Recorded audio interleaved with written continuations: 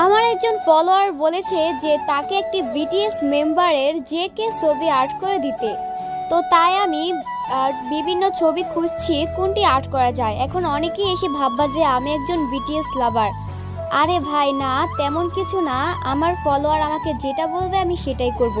সে BTS member বলুক আর Blackpink member বলুক, যাই বলুক না কেন সেটা আমাকে আর্ট করতেই হবে।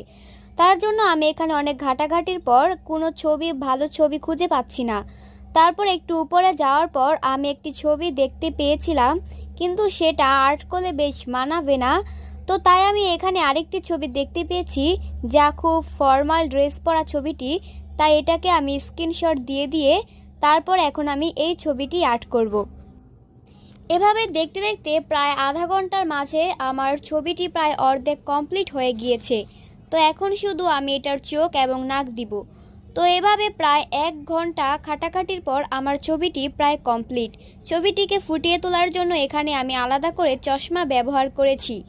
তো এই যে আমার ছবিটি, এর ফাইনাল লুক তোমরা দেখতেই পাচ্ছ। তোমাদের কারো যদি এরকম ছবি লাগে তাহলে আমাকে কমেন্ট করতে পারো। Please subscribe me.